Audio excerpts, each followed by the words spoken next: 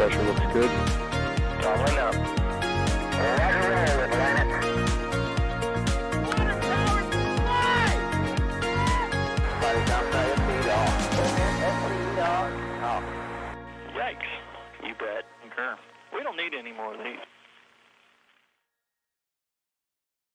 All right, folks, let's see if this is going to work today. Stand by for just 1 second. I've got some audio there in the background. We'll cut for now. Let's see if you can hear me. You can. Good. All right. So, we are trying a little different thing here today with NASA space flights. Let me know over here in chat if you can hear me. Let me make sure I'm reading the chat from the right stream, because we've got 2 different streams going at the same time right now. So, give me a 5x5 if you can hear me. I'm John Galloway, studio host here for NASA Spaceflight. We're about to go to Chris Gebhardt, who's down at Cape Canaveral, standing by for a SpaceX launch, just making sure that everything's working correctly here. 5x5, all right, good deal. So we've got multiple things going on today. We've been live for a couple hours down from Boca Chica, Texas, where Mary, Boca Chica gal, has been bringing us live views of some Starship testing, SN5 getting some fuel testing down there in Boca Chica today, and then we had a SpaceX launch as well, and the testing for Boca Chica overlapped our launch here at Cape Canaveral, and so we're doing 2 streams at once. There's one stream for Boca Chica, and then there's one stream for Anasis over here. So, but without further ado, let me see if I can get down there to the Cape with Chris Gebhardt. First off, let's make sure we have video from Chris Gebhardt. Survey says that's the video from Cape Canaveral. Let's see if we have audio from Chris real quick. There's a little bit of wind noise. It is a very challenging environment for Chris out there today. There's a lot of wind noise, so bear with us as we try to get this dialed in. But let me tell Chris that he is good to go and see what we can do here today. Just stand by. There we are from Cape Canaveral. So Chris... Doss, I can actually... Oh, no. Tell me you can hear me now. If you can hear me now, right now, yes. Yeah, you are go, go, go to begin giving your spiel about what's going on down at Cape Canaveral. Okay. Yes, indeed. So first and foremost, and I know we're going to get a lot of comments about this today, nothing we can do about the weather. Nothing we can do about the wind. It's very windy here on the ITL Causeway. And we cannot go hide behind anything, or it would block the signal's line of sight to the cell phone towers, and then we wouldn't be able to give you a stream. So bear with us on the wind. It's not a constraint for launch. It's just super annoying for the audio, but we're doing our best as we are literally out here in the open. I think the closest building, to us is well over 1.5 miles or 2 kilometers away. So yeah, quite a distance away from any shelter out here. But we are live here at the Cape Canaveral Air Force Station for the launch of Anasis-II, a Korean military satellite, specifically the Republic of Korea, more commonly known as South Korea. And we are standing by for that launch. We are about 40 minutes, just over 40 minutes away from the opening of this launch window, which opens at 1700 EDT, 2100 UTC, stretches for 3 hours and 55 minutes. So a long window, no indication whatsoever that they're going to target sometime into the window. Everything appears to be going well. I checked the SpaceX Twitter account a couple minutes ago. There was 5 p.m., 1700 EDT, 2100 UTC. If everything is underway, be just under 40 minutes away from liftoff. Doss, one thing I will need from you, just because of how things are working my end technologically, I'll need you to keep an eye on the SpaceX Twitter account and what's being said. And everything, because that'll be a good clue to us before their ComNet goes live, if we have the ComNet as well, to pipe in for audio. But I would really like that on the back end, because what we should be getting to right now is actually the go, no go for propellant load and the go to proceed down to T0 at liftoff. And Doss is now telling me that Anasis is now 5:30 p.m. or 17:30. So we are now 1 hour and 10 minutes away from our scheduled liftoff time. Which is totally fun as we push into the window. So apparently 5 o'clock was not the opening of the window, or they have encountered some kind of a delay or something that they are working on. As we do push into the window here, if you have any questions, go ahead and ask them in chat. Add us at NASA Spaceflight. That will definitely help. That will definitely help us be able to see them quicker, and will help DOS be able to get them over to me so that we can proceed. Oh, and actually the SpaceX notification that I just got was it is because of weather. The vehicle and payload are looking good for launch, but something is not correct with the weather here. So we will wait to see what SpaceX says in terms of what that weather what those weather conditions are that are giving them some issues here. You know, like I said, very windy on the ground. I'm not sure what the upper level wind profile is aloft for right now. So we will try to track down what exactly that weather issue is. But in the meantime, if you have any questions about this mission, or about the Falcon 9 in general, or about SpaceX in general, I am here to answer all of your questions about this particular mission, and about what it will be doing today, including the record that it will break, which we will get to in a minute. And we have our first question from Andre, wanting to know, is the worm still on the rocket? We would love to answer that question for you. Unfortunately, the worm is not on the side of the rocket that we could see when we were at the pad earlier today, and it would be on the side of the rocket that SpaceX has not released photos of. What I can tell you is that the meatball logos, the NASA meatball logos, were gone. So if they removed the meatball logos, I'm betting they removed the worm as well. But we'll have to see, because none of us who went to the pad today got to see that side of the rocket. So I really wish I had an answer for you for that, but alas, I do not. And we will have to wait and see when the SpaceX stream goes live, or when SpaceX releases a photo of that particular side of the rocket. But again, the meatball logo was gone, so I've got to assume that the worm is gone as well. Another question here from Evan White. Definitely keep the questions coming, everyone. This is primarily a Q&A session as we head down toward liftoff, and we await to see what the weather conditions are that are prohibiting them from going at the top of the window here. But Evan White has a good question. Does South Korea have its own space agency and its own launch complex? South Korea does have a launch complex. They do have rockets. They are nowhere near as powerful as the Falcon 9. They're nowhere near as powerful as other world-wide rockets, but they have had rockets up for their own in the past. This particular satellite is called Anasis-II, and it is a Korean military satellite that is going to geostationary orbit today. The Falcon 9 booster in particular is B-1058, which was the same one that launched Bob and Doug on May 30th, 51 days ago. If we launch today, at 51 days launch to launch, Falcon 9 will beat the turnaround record of the same orbital class rocket in terms of back-to-back missions. That record is currently held by the space shuttle Atlantis, which was turned around in just 54 days from its first launch on STS-51J in October of 1985, and its second mission, STS-61B, in November of 1985. Atlantis spent just 26 days in the orbiter processing facility being prepared for that mission. That also included a landing at Edwards Air Force Base, California, ferry flight back across the country, 26 days in the processing hangar, before being taken to the VAB to be mated to the solids and external tank, and then out to the pad for the second mission. So Falcon 9 and booster 1058 would beat that record by 3 days with a launch today. Another good question here that we have, are they trying to catch the fairings? Yes, they are. Go Mystery and Go Mischief are downrange. east of the Cape Canaveral Air Force Station in the Atlantic, waiting to catch the payload fairings. Just read the instructions. The drone ship Just Read the Instructions is also positioned downrange in the Atlantic, waiting to catch the booster to bring it back to port for another reuse. So reuse all around. Yes, they will try to catch the fairings.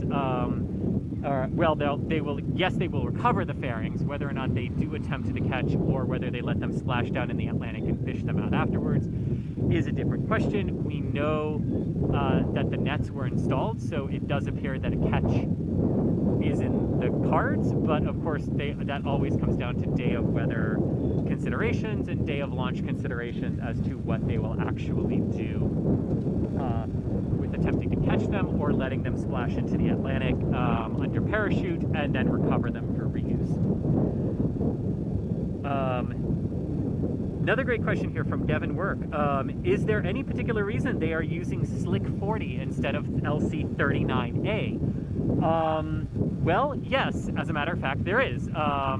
This mission has been manifested from Slick 40 for quite some time, as 39A was, as the 39A schedule with Starlink kept moving around, and there was actually a Starlink mission on that pad. We're still waiting for that Starlink mission to launch, but it was actually on that pad, which precluded 39A from being used for this particular mission. So this one's going from 40. The next Starlink mission, as of right now, how we understand it, is going from 39A. However, the thing we'll be definitely watching for here is, and correct me if I'm wrong here, Doss, I haven't necessarily seen, unless they did it today, and I didn't look, I'm not sure what the, we do have another mission coming up here before the end of the month, which is SAOCOM 1B, and that's the one that's going to do the first polar orbit flight out of here in 60 years. It's actually going to head south, go between the Florida Peninsula, the Bahamas, and then over Cuba. That one is currently scheduled to launch. That one is currently scheduled to launch no earlier than the 25th, 10 days from now, or 5 days from now. So not sure they can turn the pad 40 around that quickly. So we might see that one switch to 39A instead. Might stay at 40, and we'll see. We'll just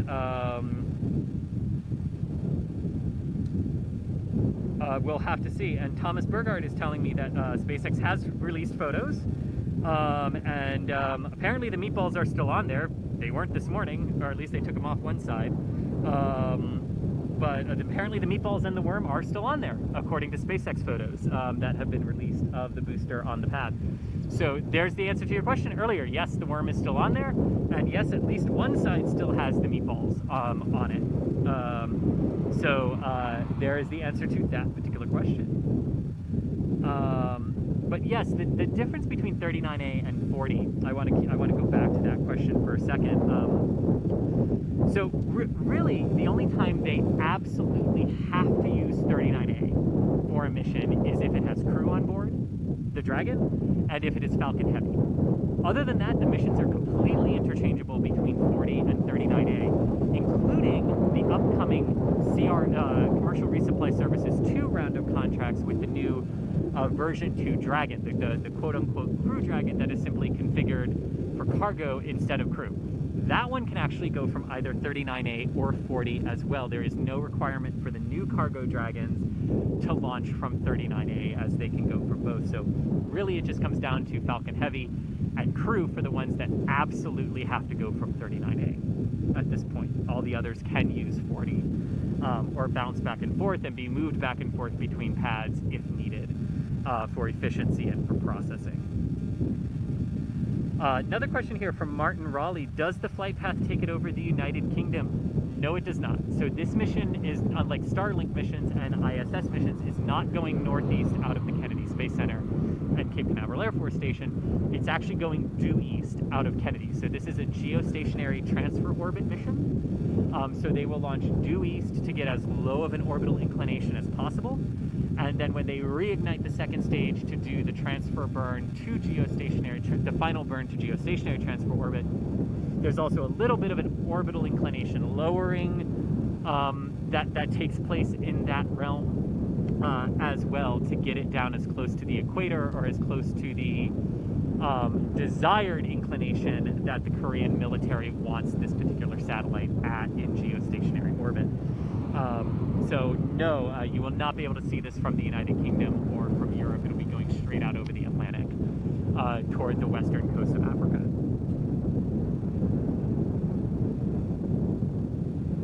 All right.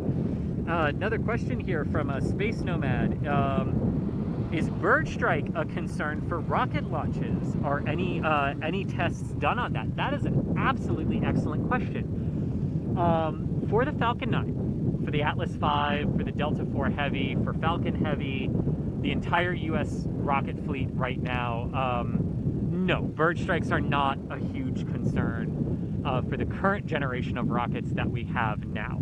And the main reason for that is that there's very little that, I mean, if a rocket did hit a bird as it was leaving the launch pad, the relative velocities and relative energies between the two of them would be small enough that it wouldn't do that it wouldn't really do damage to the rocket. Where bird strikes to rockets in the past have really been a problem, or were rather a concern, was during the space shuttle program, where the entire very fragile thermal protection system was exposed to all of the elements during launch. So if the shuttle, its tank, its boosters, or the orbiter itself had hit a bird in the initial moments going off the pad, it could have been a very bad scenario, because that bird, if it was heavy enough, could have fallen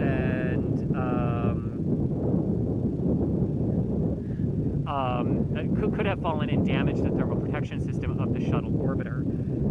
So there were actually steps taken. This actually did occur in some regard on STS-114, the first return to flight mission after the Columbia accident. The top of Discovery's external tank speared a bird as Discovery left the launch pad. The bird fell harmlessly to the shuttle on the back side of the external tank where nothing could really be damaged. But it really got NASA thinking, what do we do about this? Because this could have been a really bad problem had it fallen on the other side of the external tank and down the orbiter. So they actually started putting anti-bird sirens and sound devices at the launch pad. They started trapping larger birds in the weeks before liftoff and then re-releasing them after liftoff and launch had occurred. They also had these ridiculous balloons on the launch pad that look totally ridiculous, but did their job of keeping birds and certain varieties of avian species out of the pad area to protect the vehicle from launch. But because all of our current rockets are inline designs and the payloads are all protected inside payload fairings and things like that, bird strikes are not a particular issue right now, and there's no real deterrents that are used to keep them in large, meaningful ways away from pads, just because they're not that big of an issue for our current rocket fleet. So one thing that DOS has asked me to tell you is that you have a picture-in-picture right now on your screen. So what you are seeing inside the picture-in-picture small window is actually a live view of Boca Chica, Texas, where Starship SN5 is being tested right now across the Gulf of Mexico. So we have a Starship being tested in Texas, and we have a Falcon 9 on the pad awaiting some kind of weather thing. DOS, do we have any information from SpaceX on exactly what that weather issue is that they are tracking? Stand by, Chris. I'll get that I'm for you. also ridiculously seeing a small little cloud. Yeah, awesome. I'm also ridiculously looking at a cloud out over the Atlantic, a small little cloud that is producing rain. So that might be why that might be why we were no go. But again, DOS is going to check to see if we've got any word on SpaceX officially as to what the weather situation was that forced the first delay from 5 p.m. to 5:30 p.m. And gives us a new launch time 55 minutes from now if everything continues to proceed nominally. At this point, while DOS is looking for that, I am going to keep taking some questions here. Elliot Chris. Slater wants to know what is the time of payload separation? Yeah, DOS. Yeah. So to update you there, I haven't seen any official word from SpaceX. It just says new T0 5:30 p.m. EDT for weather. Vehicle and payload continue to look good for launch. That's the official word from SpaceX via Twitter. Go ahead. Okay, good. Okay, so yeah, so they haven't confirmed what the particular weather thing is. So we'll continue to wait to see if they do talk about what has caused this 30-minute bump into the window for weather. Again, I'm looking at a cloud that's kind of drifting in off the Atlantic, a small cloud that is producing rain. So hopefully that was it and it'll clear. But again, we'll wait to hear from SpaceX definitively on what this particular weather situation was. Another question here from Kerbal Q. When it comes to the sorry, hang on one second. The chat jumped around on me there. Okay, so the question from Kerbal Q is basically when the rocket throttles down its engines and throttles up its engines, how is that controlled, and is there ability to take manual control of the throttling from the launch control teams? So Falcon, so the throttling process and the way the guidance systems work to throttling down and throttling up engines during different phases of flight, that's all controlled autonomously by the onboard flight computers, the guidance navigation and control systems onboard the rocket that are all working together to get the rocket to a specific point in space at specific velocity targets. I do believe that the answer is no. They cannot take manual control to throttle the engines if the engines don't respond to throttling commands on the vehicle. Now, and remember too, we're throttling down at very specific times. So like as they throttle down for max Q, moment of maximum aerodynamic pressure on the vehicle, right? That is a very rapid sequence of events that takes place to throttle those engines down at just the right time. So you're maintaining maximum possible performance on your vehicle while slowing its rate of acceleration down just enough that it doesn't breach operating limits, right? And those things, if a throttle would fail to occur at that time from the onboard commands, would be very difficult in real time to react to, even if you had that manual throttling capability on the rocket or on the engine. So it's in practice a very, very difficult thing to do in real time as the rocket is flying. So looking for another question here. Joshua Green. For national security payloads, do they ever have a weather delay to target a specific time in a larger window so they can be more vague about the time? This is an interesting question, and it's admittedly a question that is a very good question, and a lot of people have been asking, right? In these long windows with classified missions, especially, you know, there's a lot of speculation that goes on about like, oh, well, that's not actually the whole window that they have. They're providing misinformation so that they can claim that the window is longer than it actually is to try to confuse people. Well, sometimes that works for National Reconnaissance Office missions that are completely classified, that we don't know where they're going. We have only a vague idea of the inclination they're going to based on hazard areas. You know, it works well for those. What's odd about this one is it's really not a classified mission as we are used to calling them, right? We have pictures of Anasis-II. They have been very public about its processing, very public about what it looks like, very public about some of the things that about some of the ways that it was built. We know it's built on the LeoStar 3000 bus. We know it's going to geostationary orbit. We know what it looks like. The Falcon 9 countdown and launch is not classified, unless the payload customer has specifically requested that we don't see payload separation, which I can't understand why they would say that, since we already know what the payload looks like. The thing that's really classified about it are the instruments that are on board, and what it will specifically monitor. But I don't really know what the purpose of classifying or giving a fake launch window would be, especially since SpaceX has said, okay, well, it was a weather issue that delayed us 30 minutes. So, I mean, unless everyone is lying to us, which I can't imagine would be the case. I mean, because if you think about it, if they were just going to push into a window, because the actual window that was released is sort of there to confuse people and isn't the entirety of the window. All SpaceX would have had to have done is say now targeting 5:30 p.m. But they chose to add because of weather, which to me indicates, yes, it is because of weather that we pushed into the window. So I know there have been a lot of questions and a lot of people just saying, oh my gosh, this launch window is 3 hours, 55 minutes long. That must mean they're trying to confuse us and the launch window doesn't actually open at 5 p.m. But there's been no indication that any of those suppositions are correct. And remember, classified missions, especially for military allies, do get long 4-hour launch windows, even though the FAA is very reluctant for commercial geostationary satellites to close down the airspace around the Kennedy Space Center for 4 hours. They like to limit it to 2 when it's commercial mission. They will do 4-hour long windows when it's military, when it's U.S. national security payloads. And Korea, remember here too, the Republic of Korea is a huge Western ally in watching over what North Korea is doing there. So it's not really a surprise that South Korea would partner with an American company to launch this vehicle.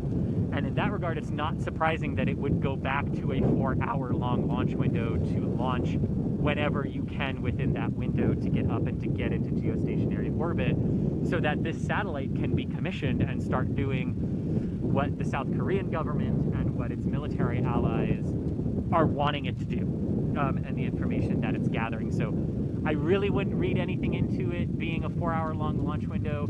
Just, you've got to remember in these particular situations that military satellites tend to have 4-hour long launch windows if they're going to geostationary orbit, and all of the performance capabilities of the rocket can handle that particularly long window to get the rocket where it needs to go. So, and again, we'll wait to see what SpaceX says as we continue to approach the new targeted launch time. We're about 46 minutes and change away from the new T0 time of 1730 EDT, 2130 UTC. And that actually leads directly into a question from James Baker, who wanted to know, what is the goal of Anasis-II? And well, the goal that we really know about it is that it's a Korean military satellite that's going up to look at things. And I'm not being funny with that answer. That is basically literally all we know about what this is going to do. Like I said, you know, even though we've seen pictures of it, we know what it is.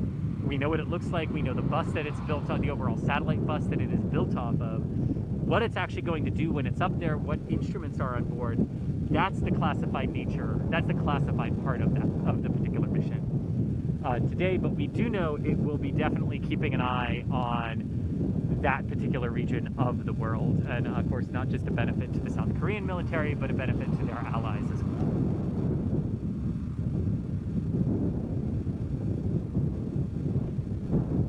Just looking at other questions here as we continue. So Matthew wants to know, what is the purpose of the 4 tower antennas surrounding every launch pad? That is a good question. So they definitely look like antennas, don't they? They are actually lightning protection towers and lightning protection systems. So you wouldn't guess it by today, because by some miracle, it's nearly 5 o'clock in the afternoon on a summer afternoon in Florida, and it's not pouring down rain and there isn't a torrential thunderstorm over us. But last week, if you were here in Florida, you would have seen exactly why we need those lightning protection system towers, because we have massive afternoon thunderstorms, very powerful cloud-to-ground lightning strikes almost every single day here in Florida during the summer.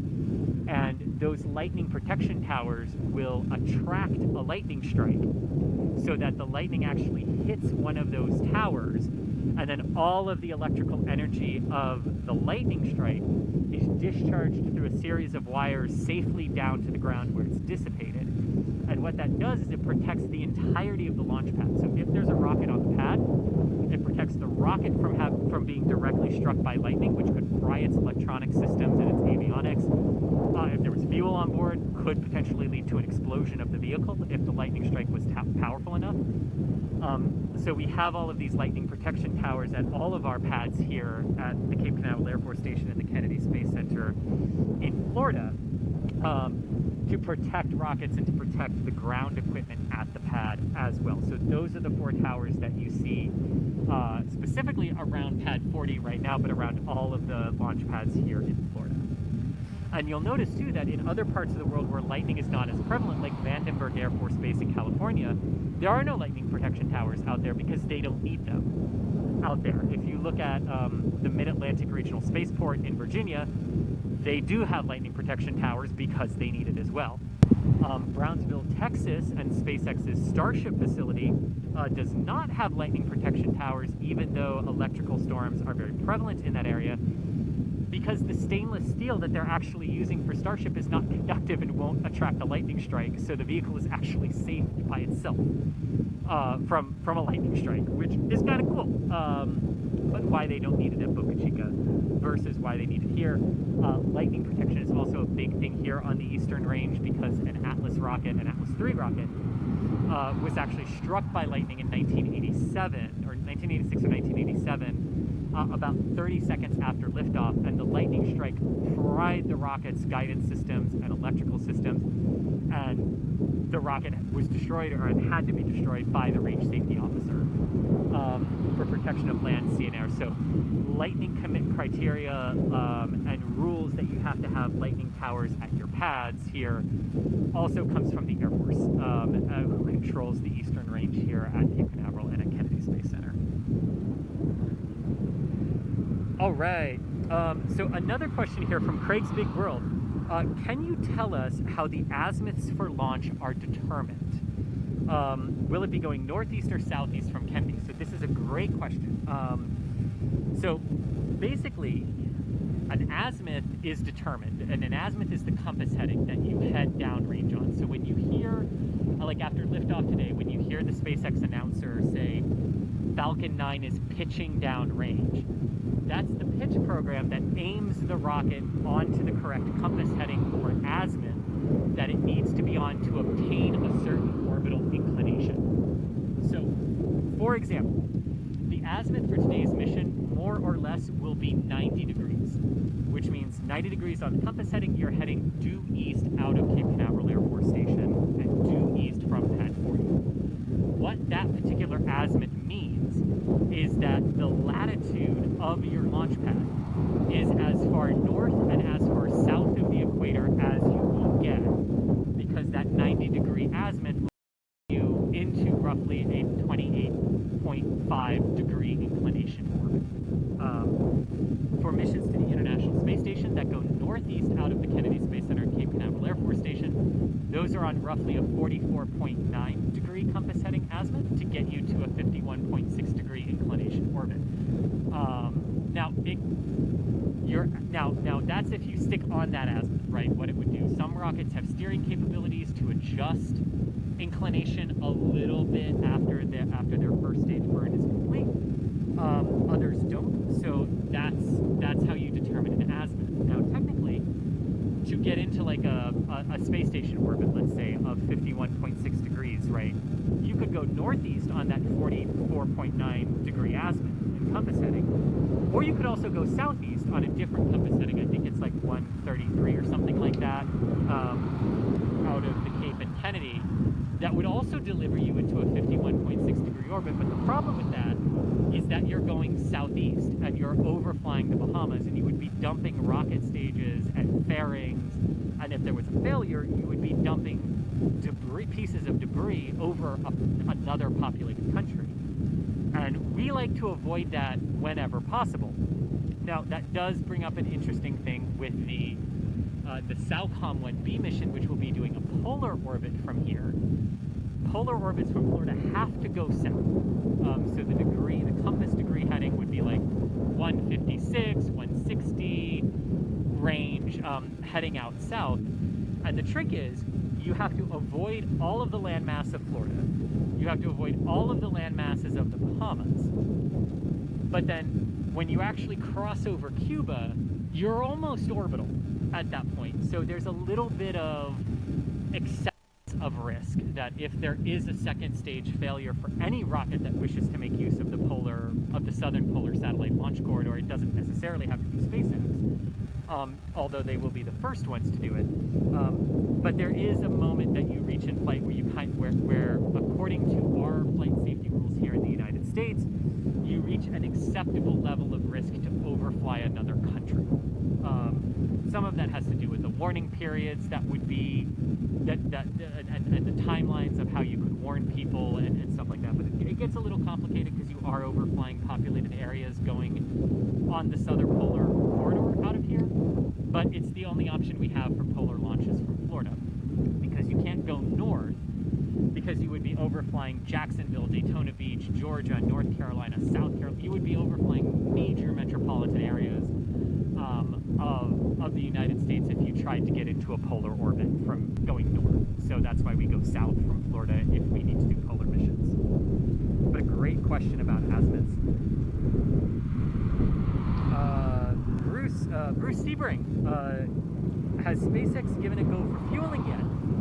Absolute great question. They should be polling right now for their go, no go for fueling poll. So DOS, do we have any updates on Twitter from SpaceX indicating that we might be in another delay period here, or if weather might be within range at this point? And I know you're going to go look at that, so I'll keep answering questions. No, I got you. Chris, stand by here for me for just a second. I'm going to talk over Chris for a second. Oh, you got me, yes.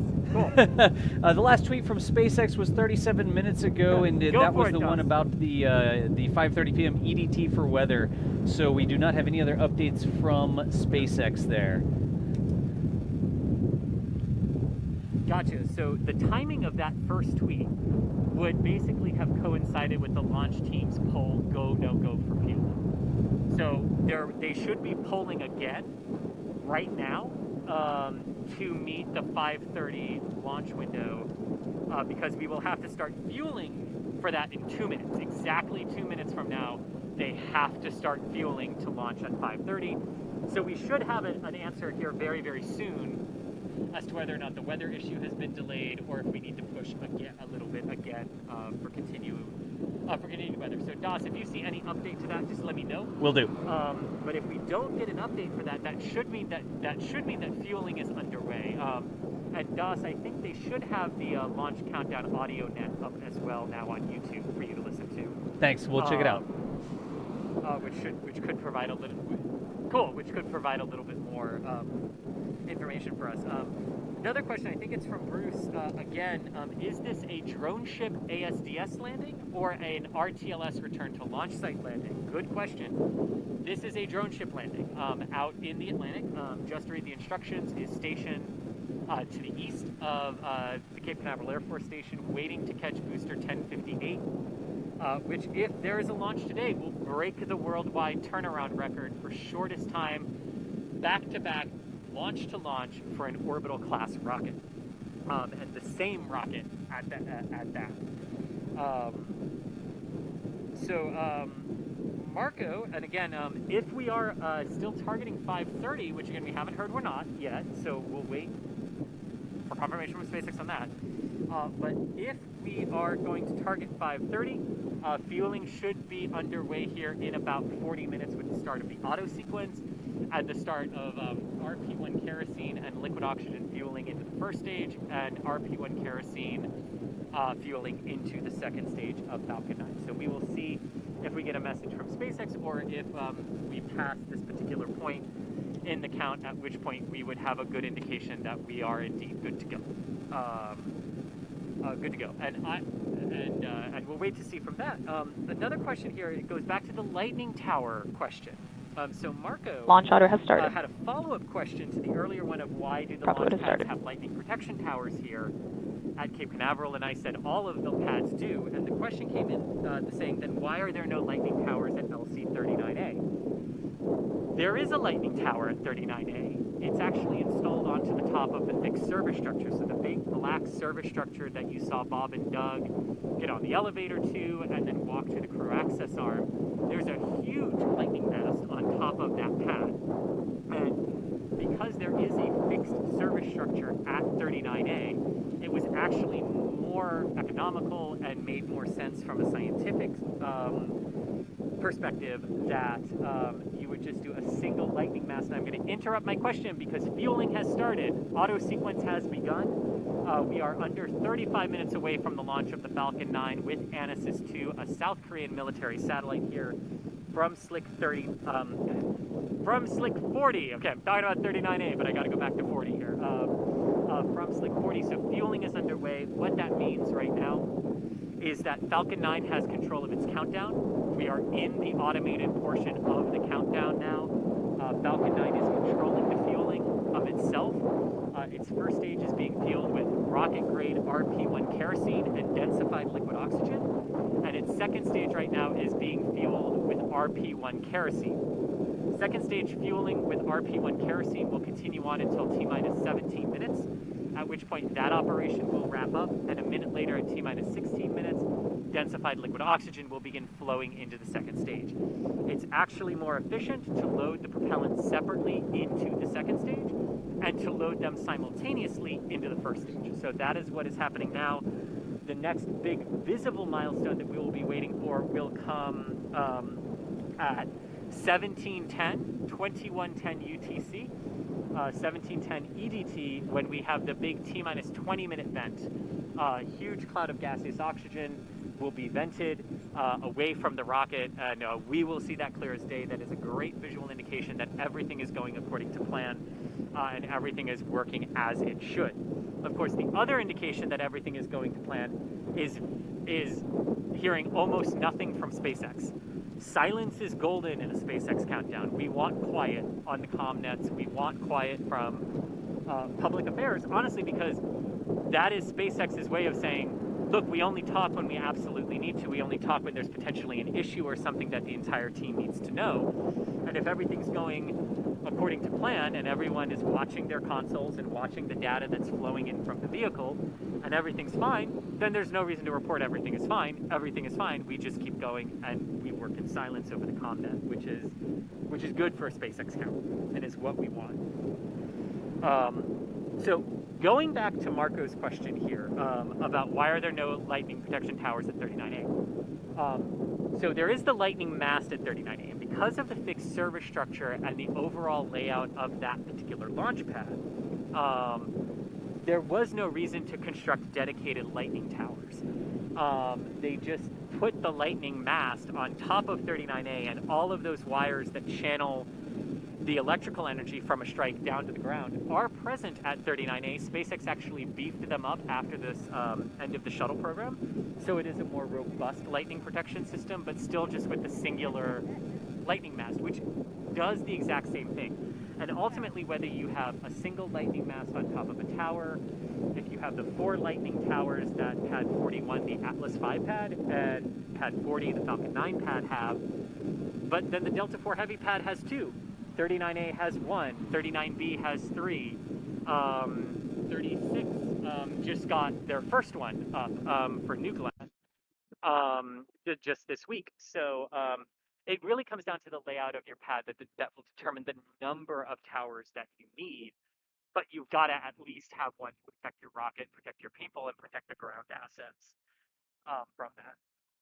So if you are just joining us, I am Chris Gebhardt. I am the Assistant Managing Editor of NASA Spaceflight. I am here at Cape Canaveral Air Force Station, where we are 30 minutes and change away from the launch of Falcon 9 Hey, with Chris. Anasis-II, Stand by. a South Korean military satellite. Yes, DOS. Chat.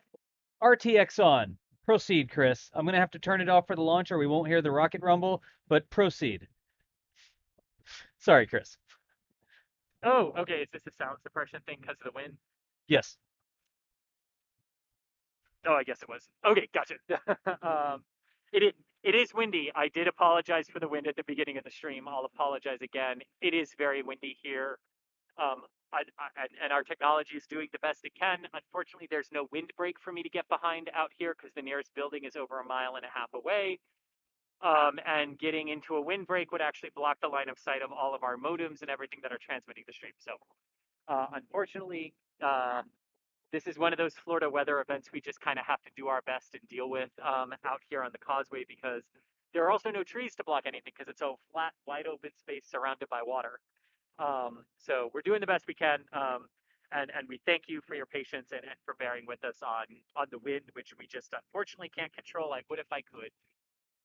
Trust me, there are many, many, many times I wish I could control the winds, especially those upper level winds that get us so many times. But all is good. So yes, we are standing by. Under 30 minutes to go now for the launch of Anasis-II, a South Korean military satellite. The overall window stretches 3 hours and 55 minutes to 2055 EDT, or 0 hours 50 minutes or 55 minutes UTC time tonight. If you have any questions about this mission, about Falcon 9, about launches in general, go ahead and throw them up in chat. Tag at NASA Spaceflight in it. It helps DOS, who is producing on the back end and also talking on the stream and talking to me. And that's DOS. Yes, he's doing all the magic that makes this work. I'm just the person that sets it up, points it, docs. So some love to DOS for all of the work that goes into these streams behind the scenes.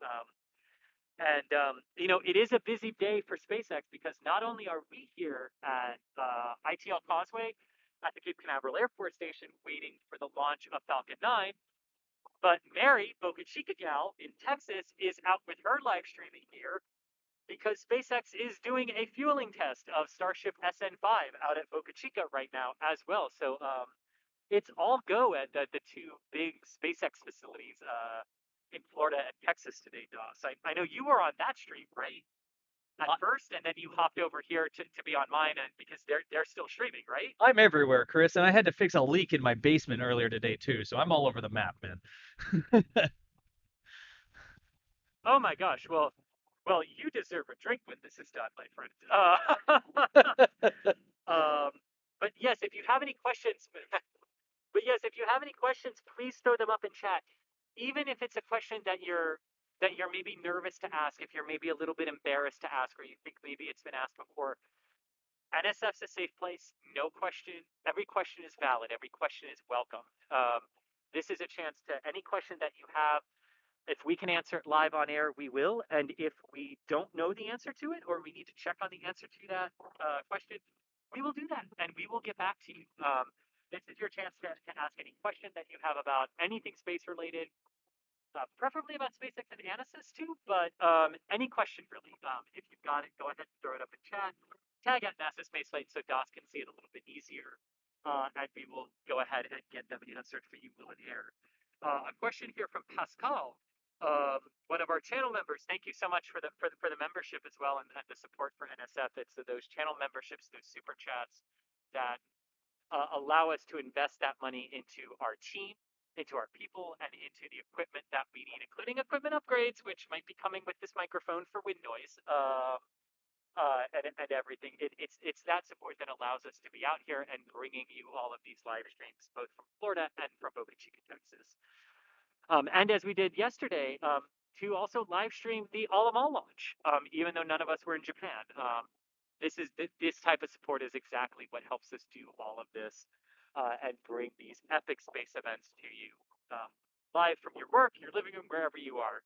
I'm personally a fan if you're watching at work because once you got headphones in, who knows what you're listening to. And it's a rocket, right? Rockets are cool. Everyone should be allowed to watch a rocket launch if they're at work, as far as I'm concerned. So Pascal, your question. Can you explain what's happening in the last minute of the count? Yes. Okay.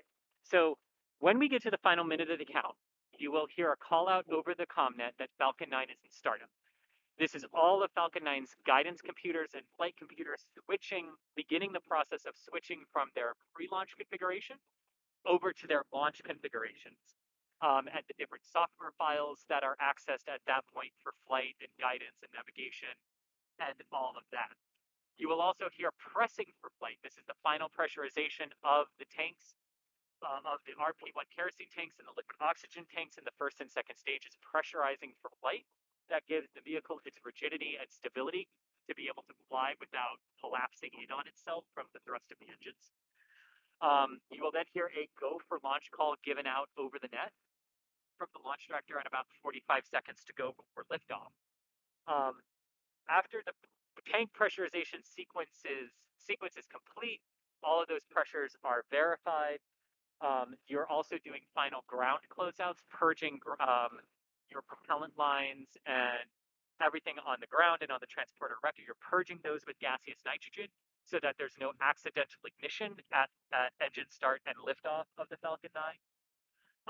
And crucially, too, the Falcon 9 is also going through its own internal logic checks to make sure that everything that it knows should be done is done, and that all of the parameters of the vehicle and the ground are acceptable for liftoff. Also, during this time, the 9 Merlin 1D engines are undergoing the final minute of their temperature conditioning called chill down.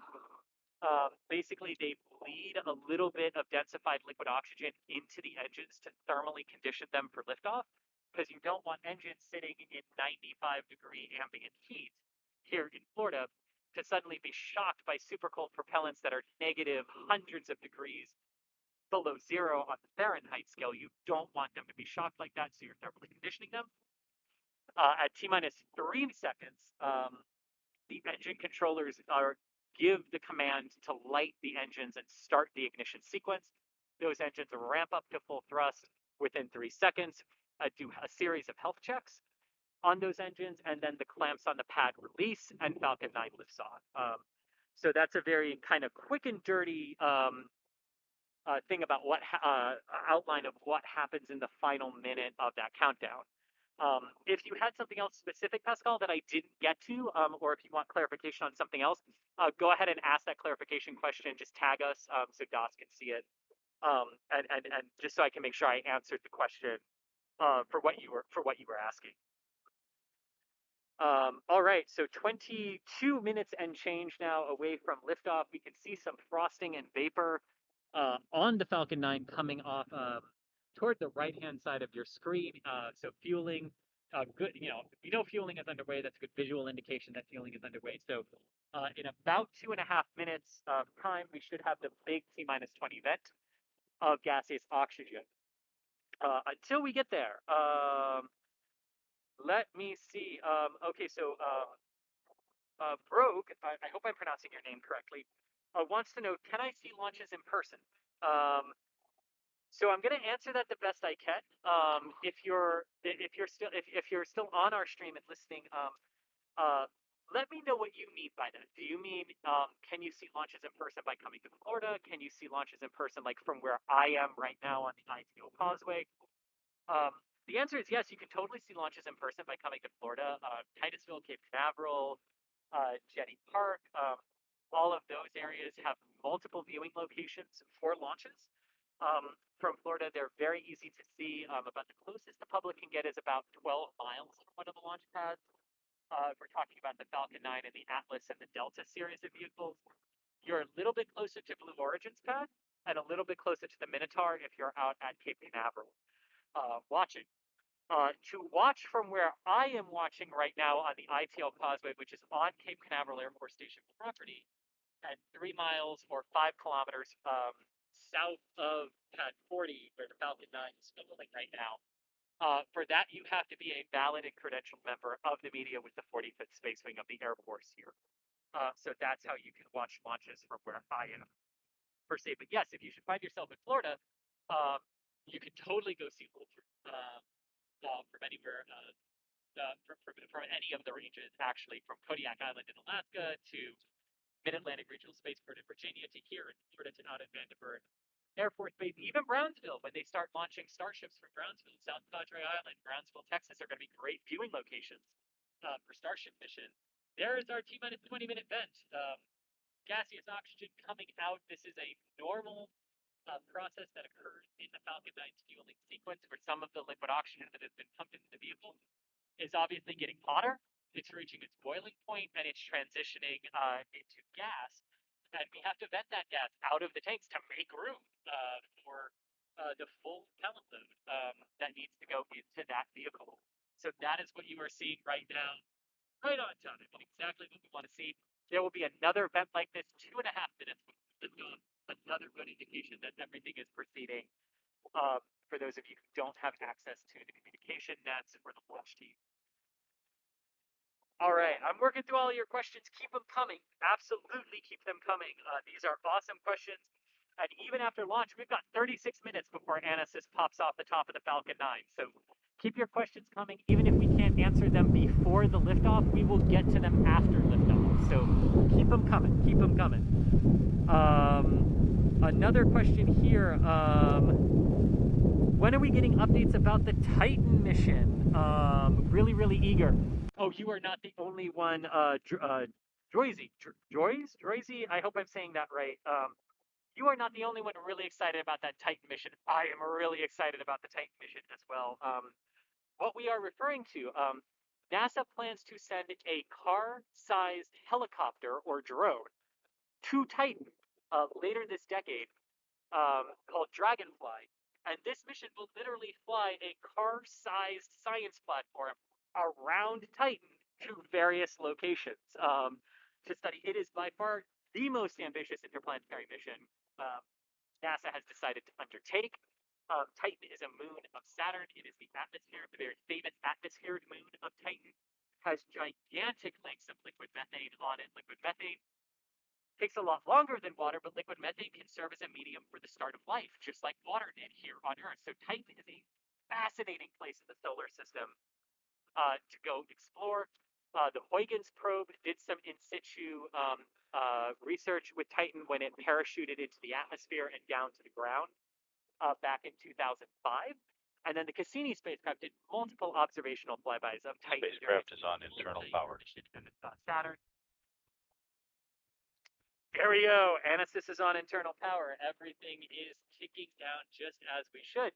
But then NASA announced that they were going to send this drone, this flying drone, to Titan.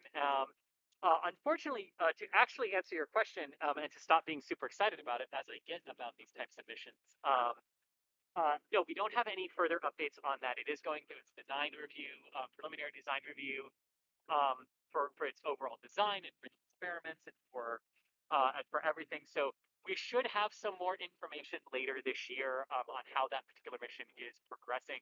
But unfortunately, beyond the announcement and what originally came out, we don't know yet a lot about the solidifying specifics of that mission.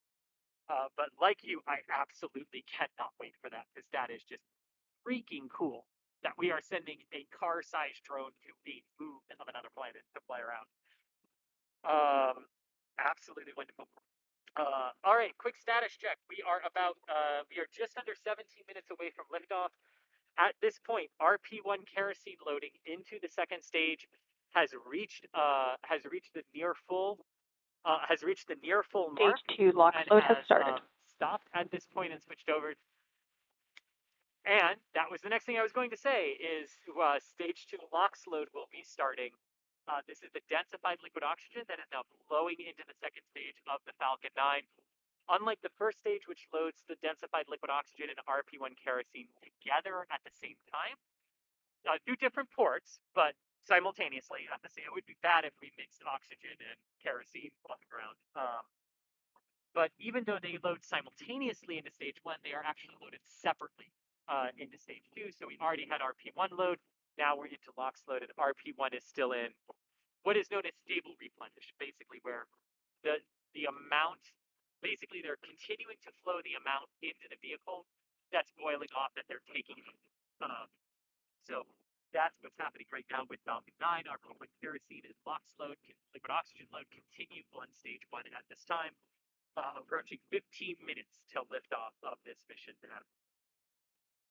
All right, let's go back to some questions here.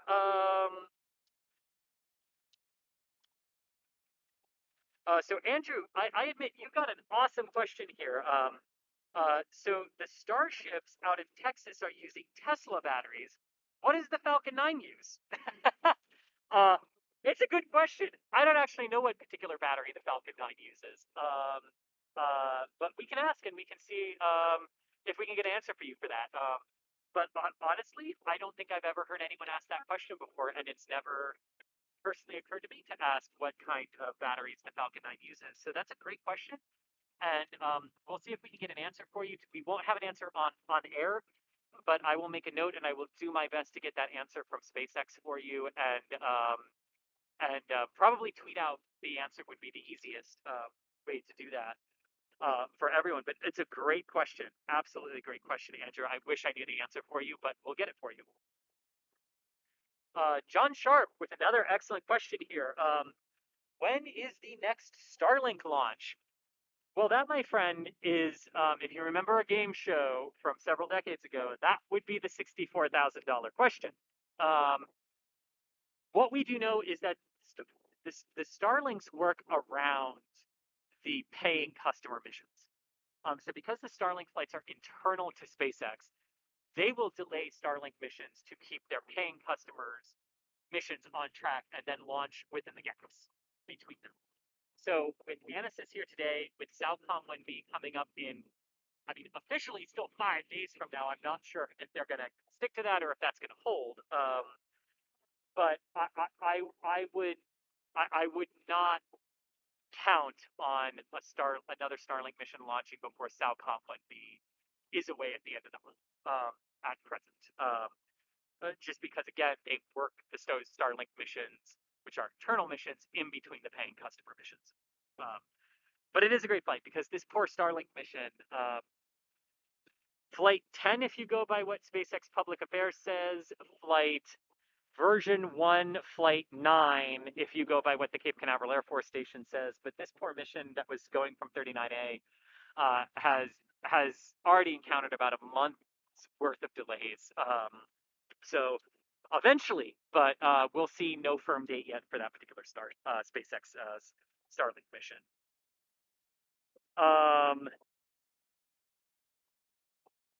Yes, so as we continue, this quick status check here as we continue to count down 12 minutes and change. So what we are going to see today is the launch of a Falcon 9 rocket from Slick 40 at the Cape Canaveral Air Force Station.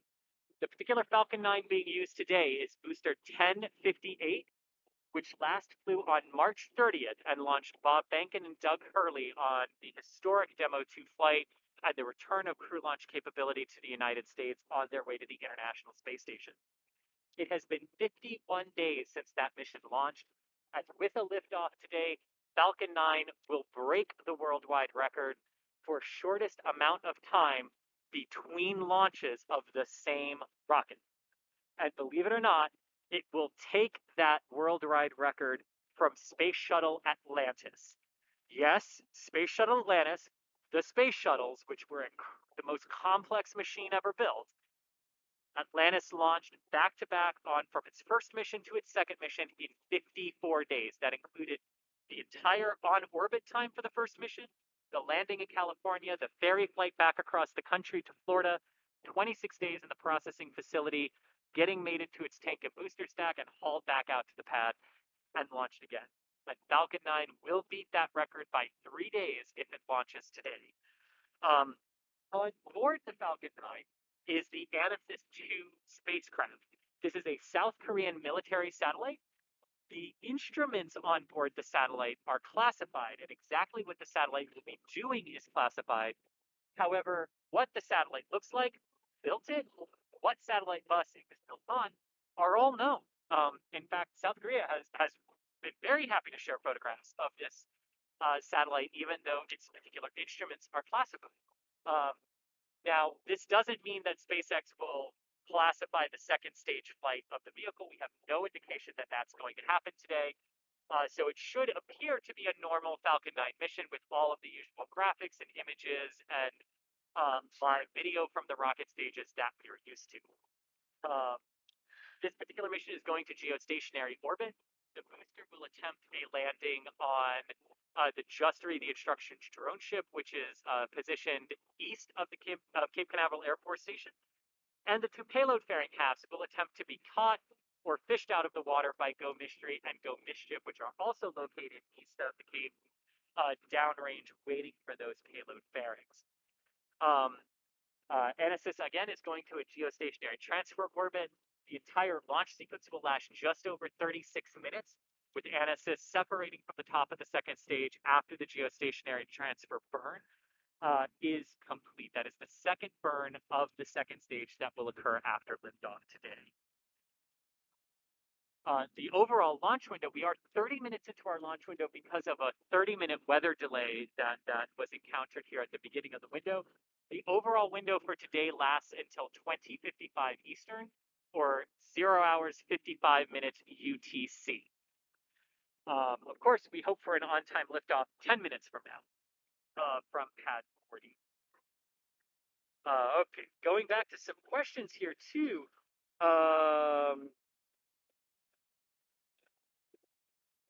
Oh, and Doss, I copy your note about the thunderstorm. Thanks, Chris.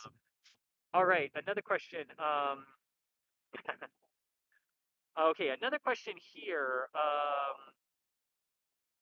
Well, what happens to the Merlin vacuum engine after everything is done? Does it just remain in space? Good question. So this question is specifically referring to the one vacuum optimized Merlin engine that powers the second stage of the Falcon 9 rocket. Normal missions like this one, SpaceX will perform a deorbit burn after the payload separates, and the stage will perform a destructive reentry into Earth's atmosphere, burning up in the atmosphere, and any small parts of it that do survive. Some of those parts that could survive are portions of the Merlin engine itself. Fall harmlessly into the water and into the ocean. The second stage, no part of the second stage is reused. It's actually the only part of the Falcon 9 that is not reused.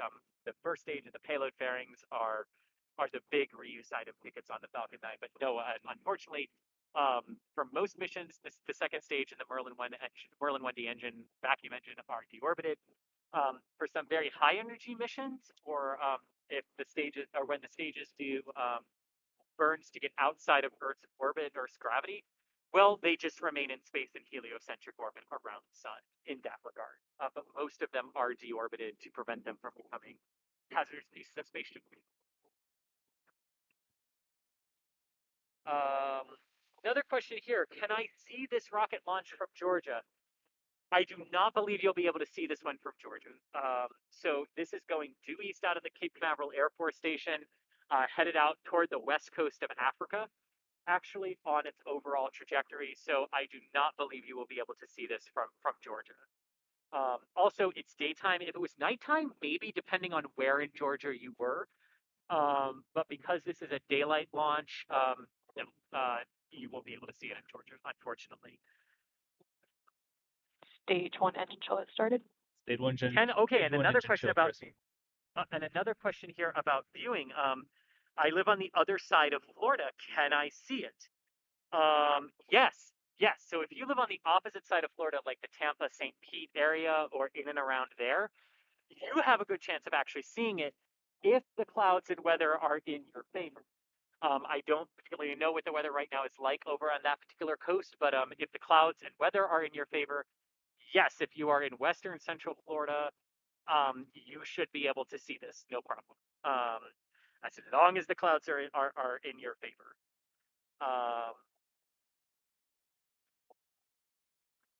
Okay, keeping on.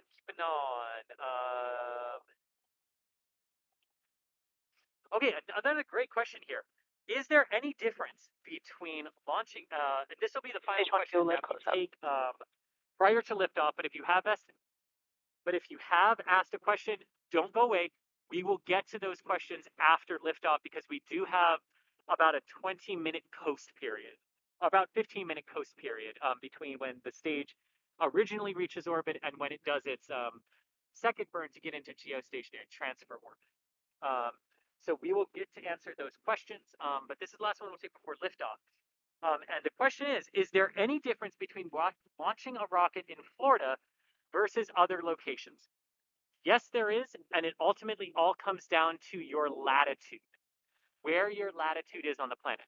The closer to the equator you are, the more energy efficient that launch is, especially missions that go east. The closer to the equator you are. You basically pick up Earth's rotational speed, and that gives you an extra boost of efficiency as you head out east. So the closer to the equator you are, the bigger the boost you get from Earth's rotational speed. Now, you lose some of that advantage if you don't go east or southeast. All right, Falcon 9 tanks, part of the tanks are pressing for strong back retract. The strong back is the transporter erector. Its pre-launch pullback position is to 88.5 degrees, barely noticeable to the naked eye.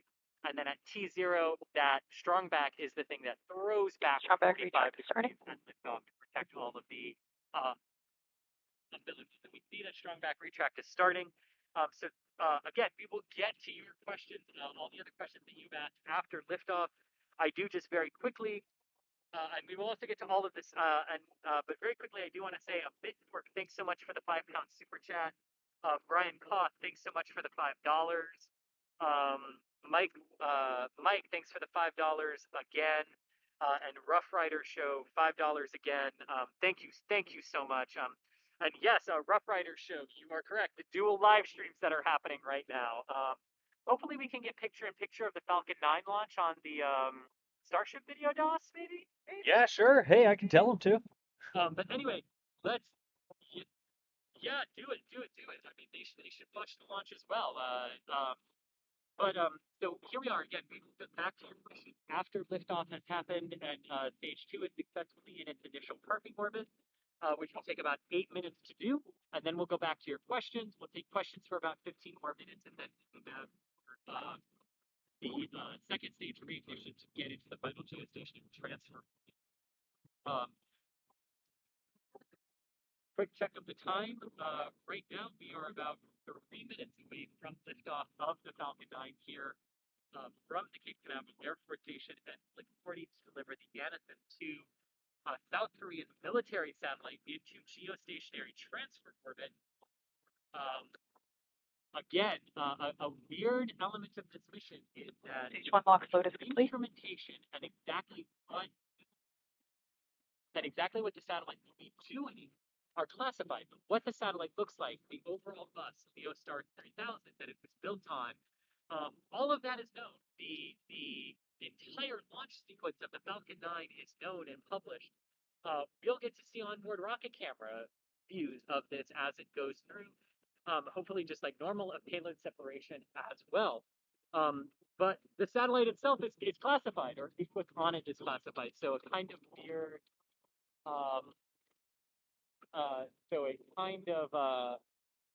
weird, I apologize for the motorcycle sound.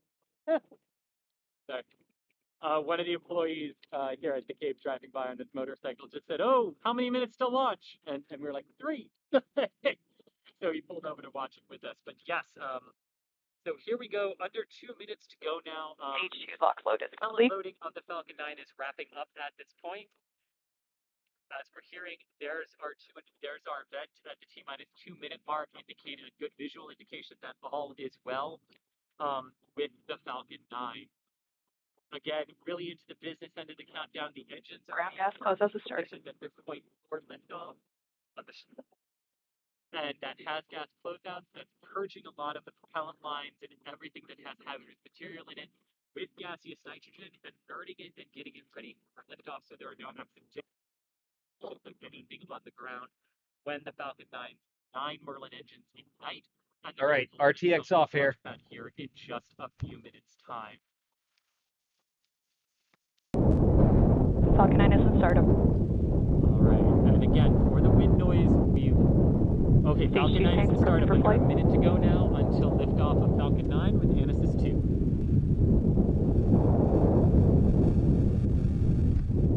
LD countdown at go for launch. That was go for launch, just in case you couldn't hear it, Chad. Go for launch from the launch director. T-minus 30 seconds.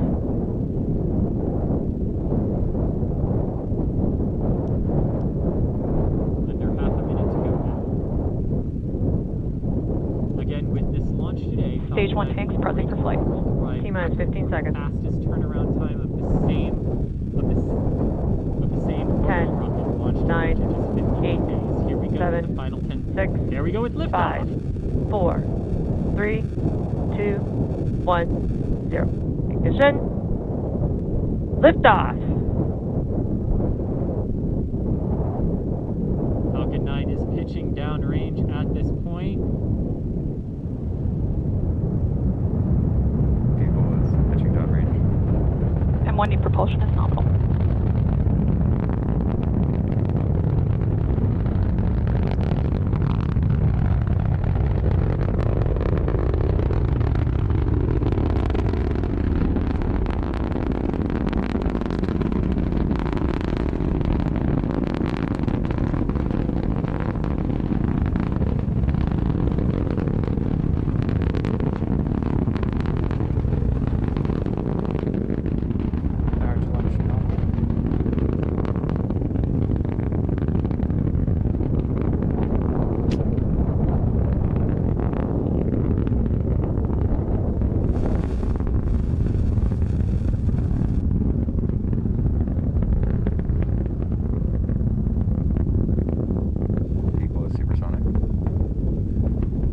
There goes Falcon 9 behind a cloud here at the Cape Canaveral Air Force Station. DOS, I assume we're going to switch over to the SpaceX feed. Keep on talking, Here, Chris. We're on the Falcon official 9 feed now. behind the Go ahead. cloud from our viewpoint.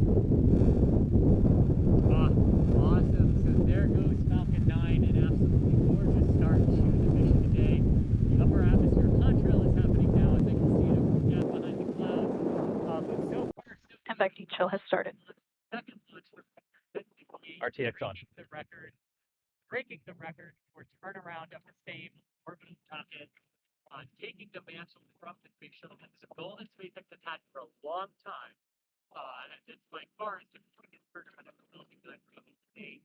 Everything continuing to go well. The vehicle tracking down the range targets and on the proper trajectory, taking Anasis-II, a stealth military satellite, on its way to orbit. Still waiting for Falcon 9 to come out from behind the cloud that it disappeared into.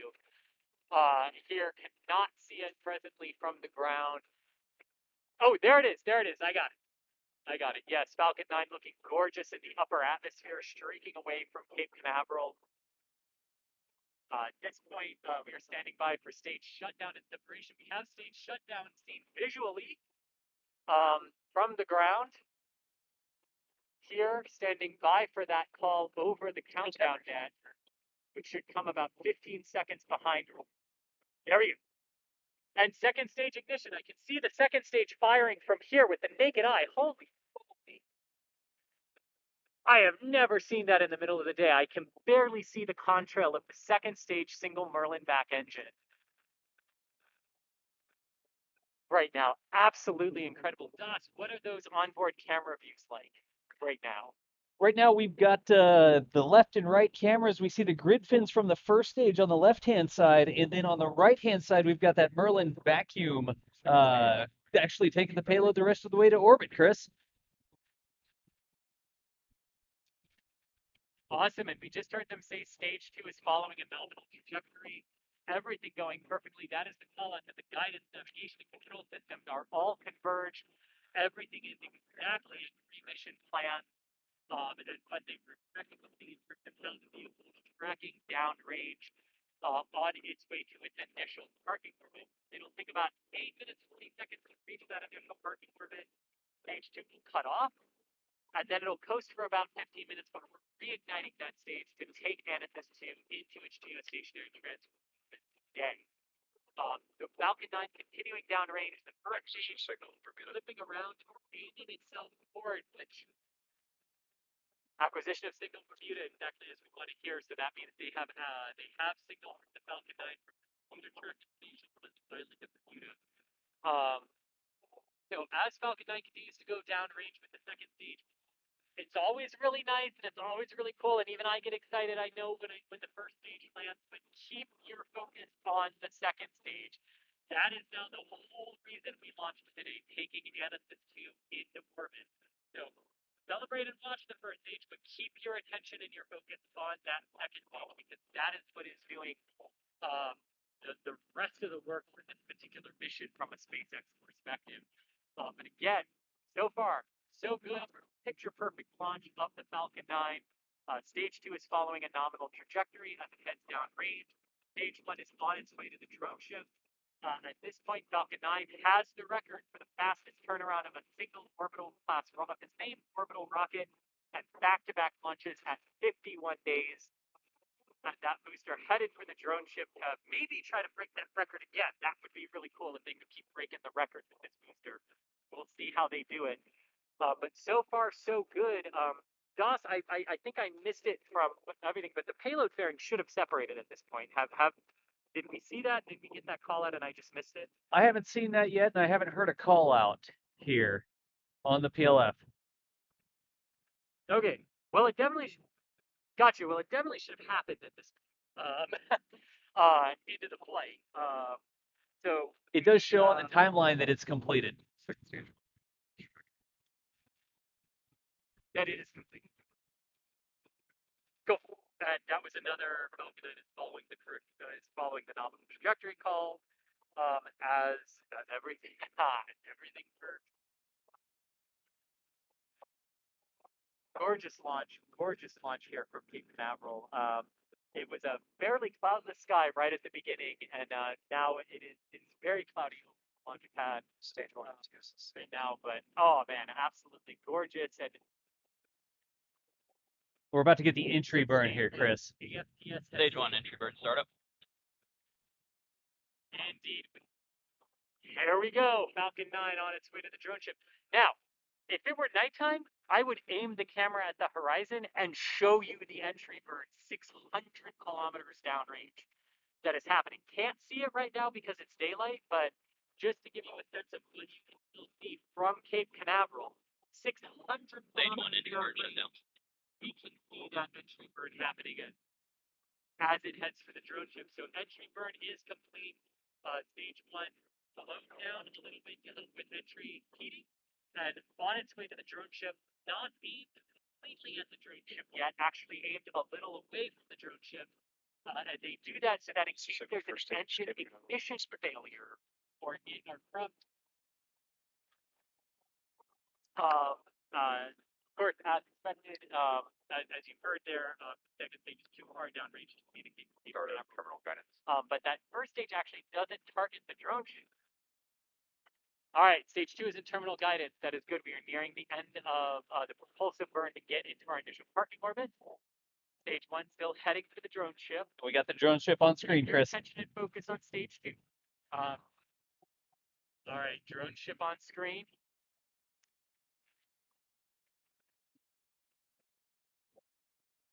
Coming up on the landing burn. On stage 2. Until it. All right. Stage 2 FTS. Okay, stage 2 AFTF safe. That's good. That's good. Stage engine cutoff. Stage 2 is in orbit. All right. Everyone can watch the landing burn now at the landing on the first stage. Stage 2 is in orbit with Anasis. Good orbit insertion is what we're waiting to hear now, but let's watch the landing of the first stage. Stage 1 landing leg deployed. Landing burn is under. Come over. There we go. Landing legs have deployed. Good orbit insertion for the second stage. It's down, Chris. It's down on the drone ship. Nominal landing confirmed. And landing! Ha ha! There it is, booster 1058 safely on. Just read the instructions. The second successful landing for this booster, second successful launch for this booster. Of course, it still has the NASA worm, the NASA meatball logo on it, as we said earlier, based on pictures of SpaceX release. This was the booster that launched Falcon and Doug Hurley 51 days ago. Now completing its second mission, Falcon 9, the world record holder. Now for back-to-back launches of the state rocket in the shortest amount of time. Absolutely incredible. Stage 2 is in orbit and a nominal parking orbit exactly where they expected the stage to be. So now we are in about a 15-minute coast, according to the mission timeline posted on SpaceX's website for this. We should have a reignition of the second stage here, about 28 minutes after liftoff, and then separation of Anasis-II about 36 minutes after liftoff. But an absolutely gorgeous launch so far. It's not quite done because stage 2 still has another burn to do to get into the final geostationary transfer for this particular mission. So, but that was incredible. I didn't actually get to see any of it for portions of the liftoff when I took my eyes off of the camera for the tracking. So you tell me, how did that look?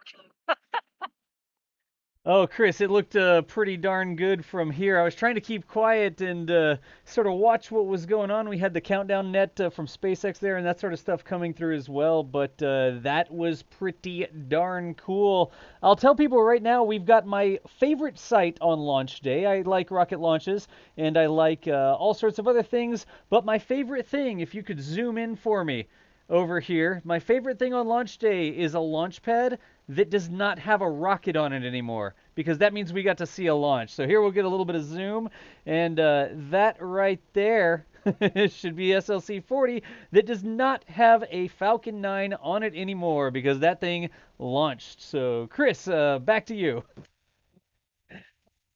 Okay, Yes, indeed, it did. Now, what the next Falcon 9 on that pad is going to be is a little bit up in the air. It could be Salcom 1B. Right now, Salcom 1B still targeting just a few days from now, from that pad. This is the historic, that will be the historic first south trajectory into a polar orbit from Cape Canaveral in 60 years. We stopped them in 1960, which all of our polar launches basically over to Vandenberg Air Force Base. That is just indicating that as the second stage of the Falcon 9 continues on its orbit around the Earth, it's passing out of range of the tracking stations that it had been using.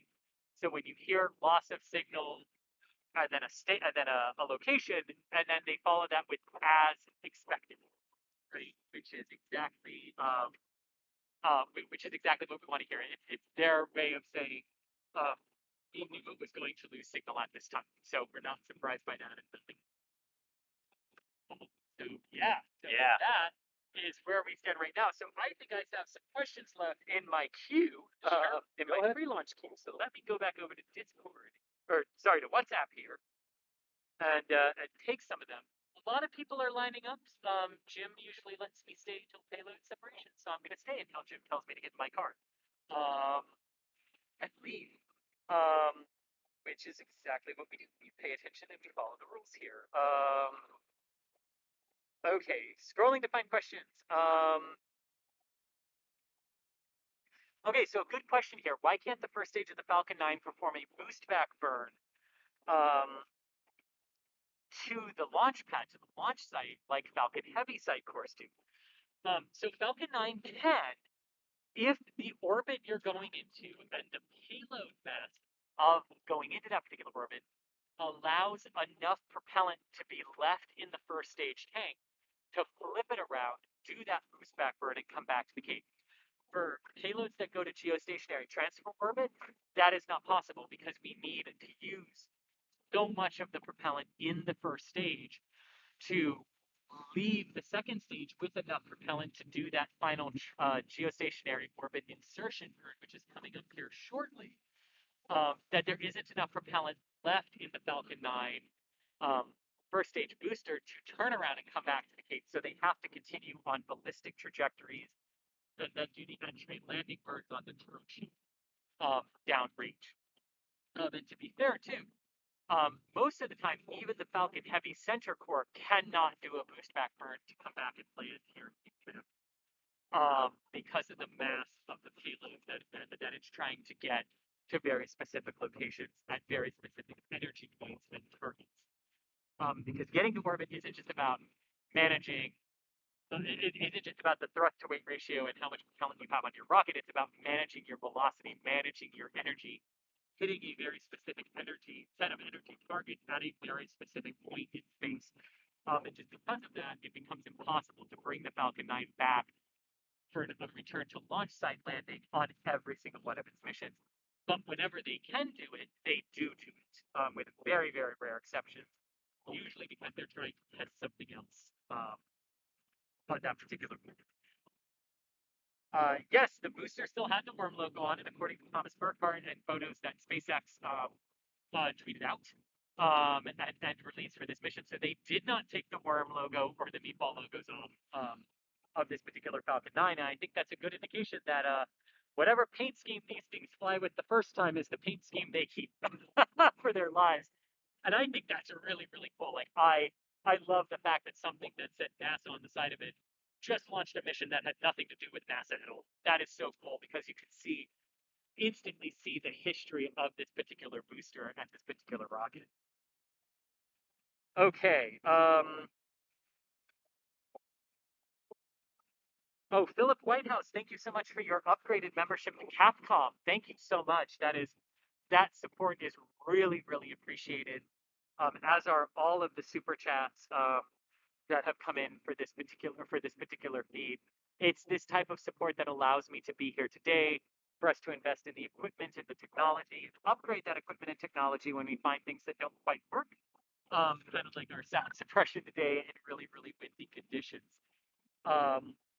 But thank you so much for that ongoing membership support. That really, really means a lot to us, to all of us here at NASA Spaceflight. So Thank you. That is very, very much appreciated. Just looking for some other questions. How far off the coast is the recovery ship? I believe the drone ship is about 600 kilometers downrange and thereabouts. And the payload carrying catcher vessels are about 700 kilometers downrange. That would pretty much match a lot of the GTO missions that we have seen, geostationary transport missions that we have seen to date, in terms of how far downrange the recovery vessels are.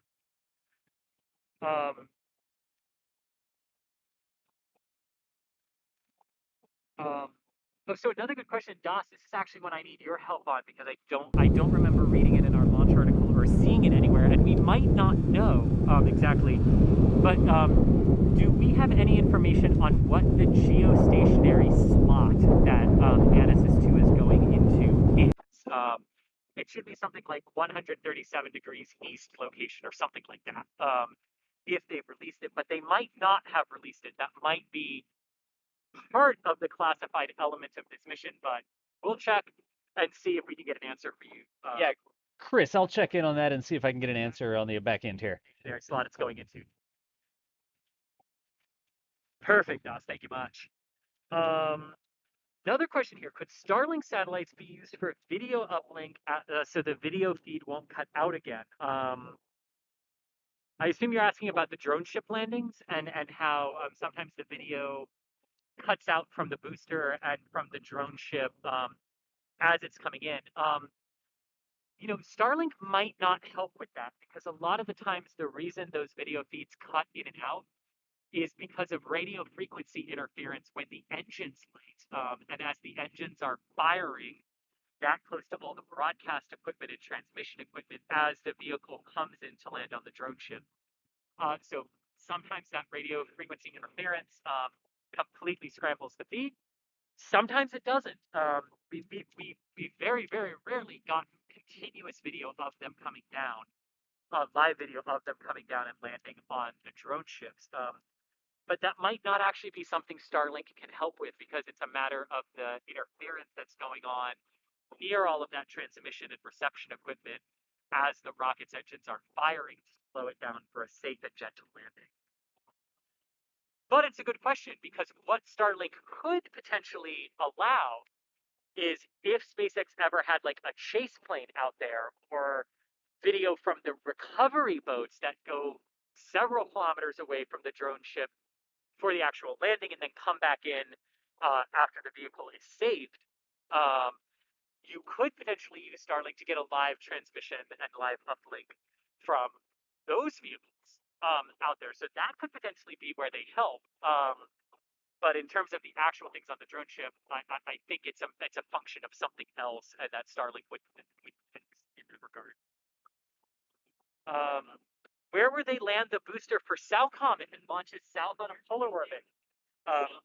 Absolutely excellent question.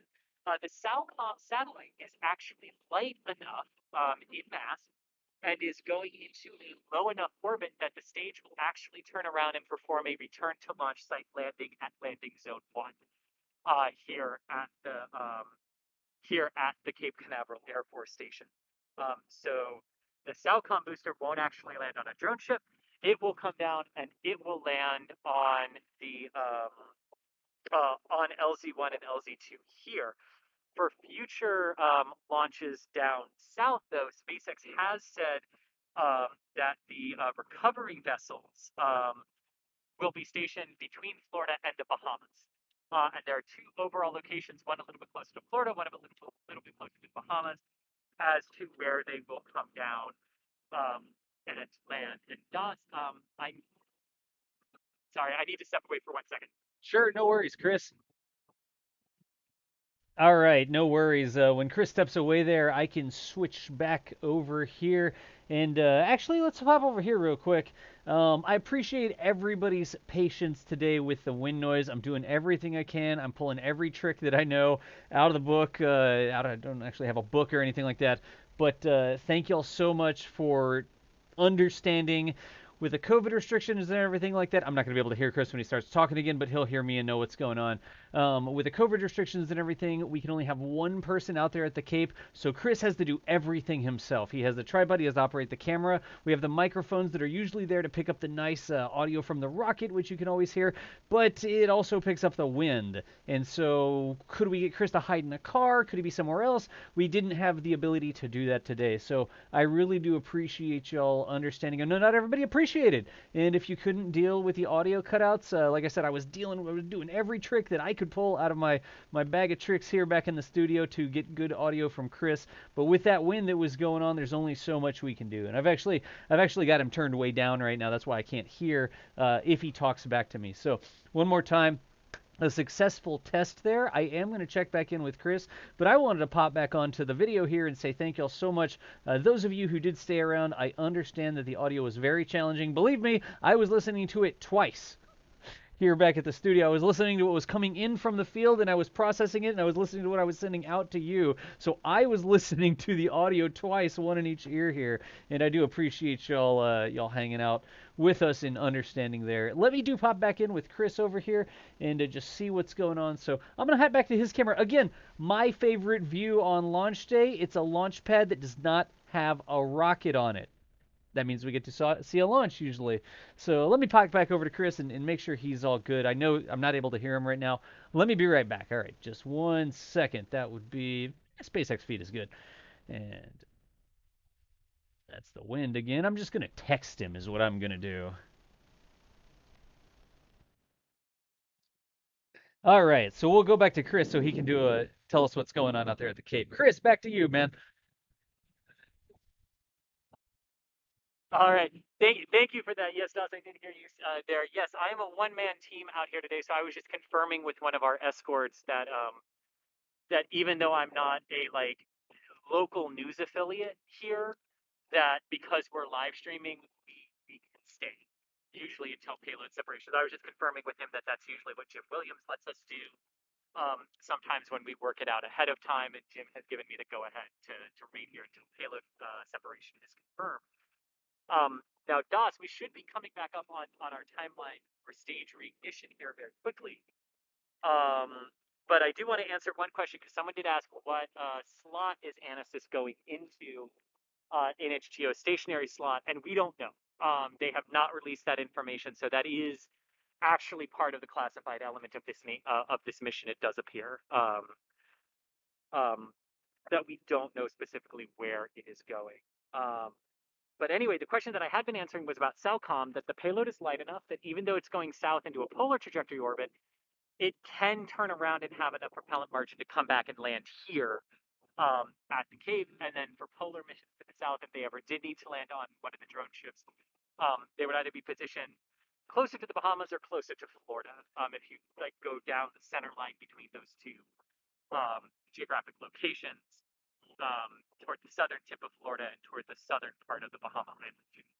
Yeah, and Chris, hey, Dawes back here in the studio. We're about 2 minutes away from that second stage engine reigniting for that second burn there. So about 2 minutes away from that. Awesome. That is absolutely good. And Dawes, after that reignition is done, that might be when I have to duck in because everyone else is left excited for me. Copy. and Jim is being really nice, but I don't want to make him stay here after a full day of work. Yeah. This is also part of the fun balance of being out here for these particular missions is we need to cover them. We need to be here to bring them all to you, but we also at certain times of day really need to be respectful of time. And, a lot of us have hour-long drives back home. So I just want to be very mindful of Jim's time because he does stay out here extra for us specifically. What you heard there was acquisition of Signal Gabon in Western Africa, which is the main tracking site through which, excuse me, which is the main tracking site through which they'll get data for this injection burn into geostationary orbit. Oh, sorry, I swallowed some saliva.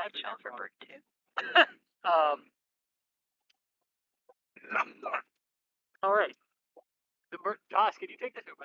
Yeah, I got you, Chris. I got you. Send me a message via the text channel when you're ready. We'll give Chris just a second there to catch his breath. Sounds like he swallowed a bug. I wouldn't doubt it out there with the way that the wind was going. But like we said, we're just coming up on that second engine burn. That was going to be 26 minutes and 32 seconds after liftoff. So just about 22 seconds we'll get this engine coming back on. Not sure we're going to get a live feed from the rocket again because they did get acquisition of signal from the African station, if I heard that correctly. But I don't know that that's going to include a video feed. So we're just going to stand by and see if we can get a good confirmation. Super short burn, just under a minute in this burn. Yep, and there was the second engine ignition. We just heard that. I was talking over it a little bit there. There we go. Rocket video. That's what you like to see. That's SES-II, second engine start. And you see that bell heating up and go wub, wub, wub as we push the payload on the rest of its trajectory here. Hey, Sam Halter, thank you for the $10 super chat there. Thanks, guys. Almost like being there. Do you want me to blow in the mic like the wind again? Great info and damage control with the wind. All right. So we have that second stage burn still going. Let me go check back in with Chris here. Chris, how are you doing? Get a little bit of wind back in there. Back to you, Chris. Oh, huh. Well, I'm much better now. No, it wasn't a bug. I'm ironically wearing a mask, so that could not have been a bug. No, I literally just choked on my own spit, is what happened there, because the joys of live broadcasting. But yeah, so stage 2, second burn is underway, just under a minute. So this will be a quick burn. We should get SECO-2 second engine cutoff number 2 coming up here very shortly. Right there. And then everything will start to.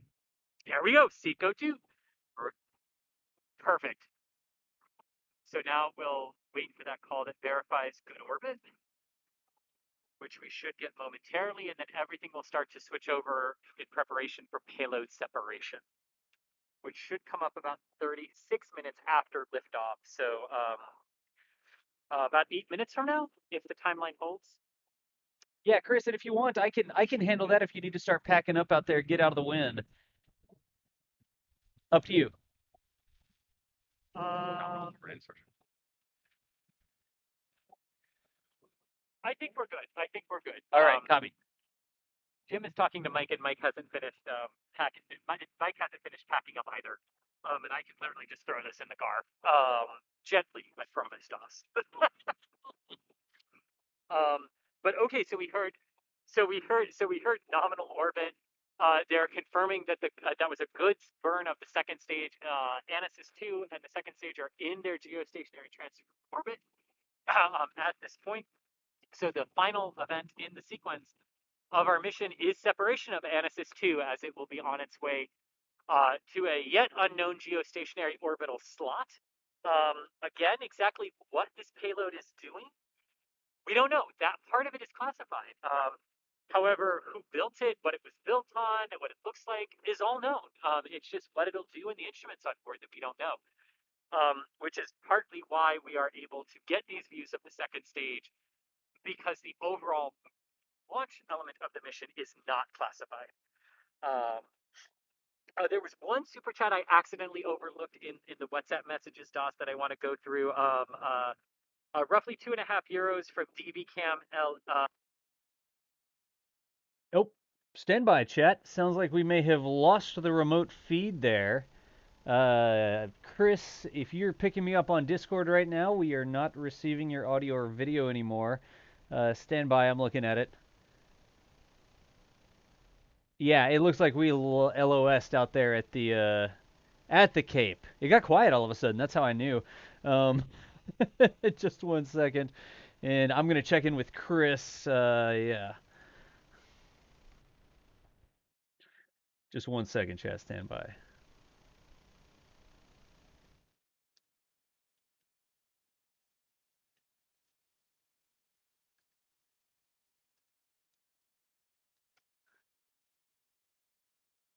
Yeah, chat, just 1 second again. I'm speaking with Chris out there. Yeah, as soon as you start to talk about the classified stuff, the feed cuts out. Exactly. Yeah, all right.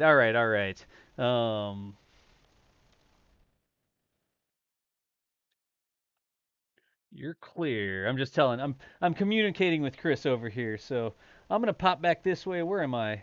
Oh, nope, this is me right here. There we go. This is the last frame I got from Chris out there. We did drop the signal. Sounds like a battery on a broadcast unit died. And luckily we got right here till the end of everything.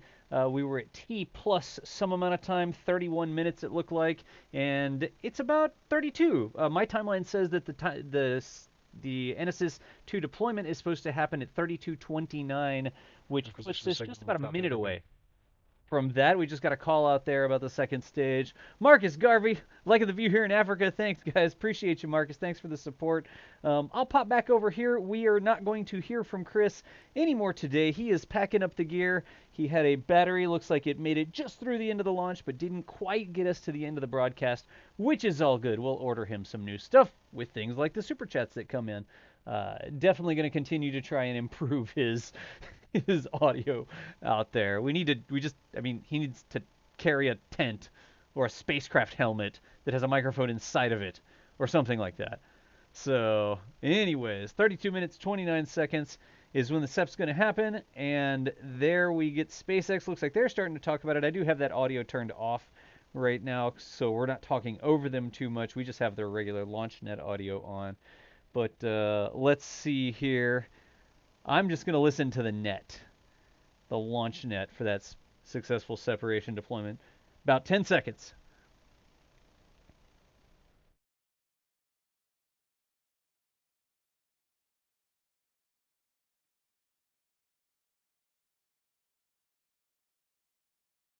Payload separation confirmed. And there you have it. Over the SpaceX LaunchNet stream mission control audio, that was payload separation confirmed as it crosses over the southern part of Africa there. Anasis-II well on its way to the orbit that it desired to be in after a successful launch and landing from Cape Canaveral today. Anyways, I think that's what we were talking about here. Let me pop over here and just clean a couple things up real quick. We'll turn that off. This is our last picture of that, so I can actually just switch this back over to, where is my actual scene? There's the title card, Anasis-II launch. Like I said, Chris G out there at the Cape packing up, and he is going to get on out of Dodge. One more time, I will say thank you to everybody who joined us. So many of you were hanging in there with the audio stuff. With the COVID restrictions, we're out there and we're limited to one person. So when Chris G goes out there, that's all him. He's running the camera, he's doing the audio, he's talking about everything. Like, he is out there by himself. We don't have like one person with a microphone and somebody else with a camera and all these different things. So I was doing everything that I could to try and improve his audio, pass filters and bringing the AI noise suppression, everything that I could do to make that as good as we can. But at the end of the day, we had a dead cat on it. He was trying to block the wind. He's out there on the causeway, which is literally like standing on the beach if you've ever been hit by the wind at the beach, right? And we did everything that we could with the equipment we had on hand and the technology that I had here in the studio to try and get that audio legible, audible. Understandable is probably the right terminology there, so that you could hear what Chris was saying. I do know that it was a challenge, and as always, if you're able to hear Chris's audio, we're not innovating fast enough or something along those lines. So we will continue to improve our setup every single time we go live. Today we had 2 streams going at the same time. Boca Chica testing SN5 down there. We had Mary Boca Chica gal bringing us a live feed from there. And at the same time, we had the launch going from Cape Canaveral. So for a little bit, we had NASA spaceflight commentary, Jack and Michael over there talking about Boca Chica testing. And over on this channel, we had Chris and me. I was doing a lot of talking there. I was juggling the audio stuff in the background. But NASA spaceflight had 2 streams going from 2 different geographic locations covering 2 different events. And the coolest thing for me is we could actually cross-feed those 2 things. We could bring up the Boca Chica video on this stream, and we could bring up the Cape Canaveral video on the Boca Chica stream. So whichever one you plan to watch or you ended up watching, you wouldn't have to miss anything, which I thought was kind of cool. Anyways, like I said, thank y'all so much for understanding there. It was great coverage, guys. Really enjoyed it. Tanya Louise, thank you so much for the kind words. Kenji Okura, thank you for the coverage. Appreciate you. Amy, you guys did a great job. This stream is the best stream, Villager. I appreciate all of the kind words there. I do. When I read chat, it's like up there. It's way up on a monitor. Much better than the previous one. Hey, As long as I'm involved, every time we show up, we're going to try to do a better job, all right? That is, we're not a professional broadcast studio with camera trucks and then like a team of 50 people. And I mean, it's Chris and me running the stream today. We had the overlay that Michael made for us, but he was over on the other stream. So anyways, big up to the NSF team. Thank you, Sarah. We appreciate the kind words. We appreciate your efforts. Been watching both streams. It was great fun. Bill, thank you as well. Thank you as well for that. So I will, you know me, I can sit here and I can run my mouth forever. I talk professionally for a living when I'm not trying to fix the audio problems with the stream or video problems with the stream or the fact that the camera isn't working or whatever happens to go on. The servers crashed, we lost audio, whatever. That's sort of my bailiwick. Can I say that? Is that an okay thing for me to say? I think it is. But y'all know that I could sit here and talk forever, but that is two cool things that we got to see here today. If you were joining us over here at NASA's space flight to that test, SN5 down at Boca Chica on the other stream with Jack Bayer and Michael, next space flight over there. And then over on this stream, that was Chris Gebhardt you heard in the field. Sounded like he was standing in a wind tunnel part of the time, partially because he was standing in a wind tunnel, but you could hear him on occasion. He's the assistant managing editor and camera operator and live commentator and the person who carries her everything and the driver and the person who fills out the paperwork and the guy who buys things off of Amazon when we need mic windscreens and stuff like that. Chris does all that stuff, and he was down there at the Cape bringing us that live video and the Q&A commentary. And then finally, I'm back here in the studio. My name is John Galloway. If you've ever seen my Twitch stream, I am DOS. You may know me by that name, but anyways, that's my deal being back here in the studio, trying to keep all the lights blinking in the proper order, and every time a new hole springs in the dike, I gotta stick a finger or something in it. So anyways, we're gonna go ahead and shut down the coverage here today. I imagine you may see a video, a pre-recorded video from Boca Chica show up on the channel later. And then, of course, tomorrow, if there's anything going on and we can get a camera there, you can bet that NASA Spaceflight will be covering it here live. So I'm going to shut down the stream. One more time, thank y'all so much for all the support. Follow us on Twitter. That's me, K Space Academy, at NASA Spaceflight is the main account. ChrisG_NSF is Chris G's account, who you heard in the wind tunnel earlier. There's Jack Bayer in chat over there. There's people all over the place. Bailiwick went out in the 19th century, so no worries. Yes, let's NASA Spaceflight. Hey, what's up, Chris B? Maybe we should just pop down to the pub and wait for all this to blow over. I think we just got almost the camera and the camera operator and probably his Tesla blown over down at the Cape today. But that sounds good to me. We're going to go ahead and shut it down. Thank you all so much for showing up, liking and subscribing, ringing the bell, slamming the follow button, whatever it is these days. If you don't ever want to miss anything, y'all know how here on YouTube to keep up with us. So without further ado, let's roll the outro video, and I will see you nerds later. Thanks again for all the support and letting us do this.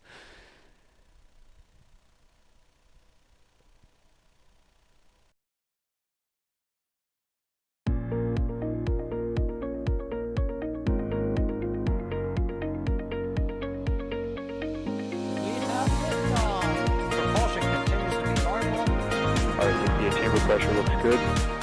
Falling up. Roger and roll, Atlantic.